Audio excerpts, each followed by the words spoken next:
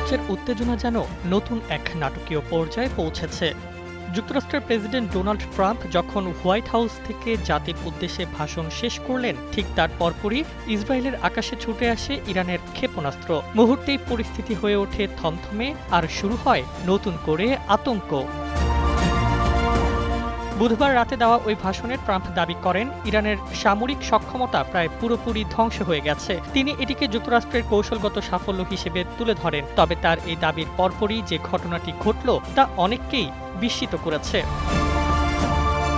বিশ্লেষকদের মতে, ট্রাম্পের বক্তব্যের পরপরই এই হামলা চালানো নিছক কাকতালীয় নয়, বরং একটি প্রতীকী বার্তা হতে পারে। অনেকেই একে ব্যঙ্গাত্মকভাবে উদযাপন হিসেবে দেখছেন, যেখানে কথার জবাব দেওয়া হয়েছে সরাসরি শক্তি প্রদর্শনের মাধ্যমে।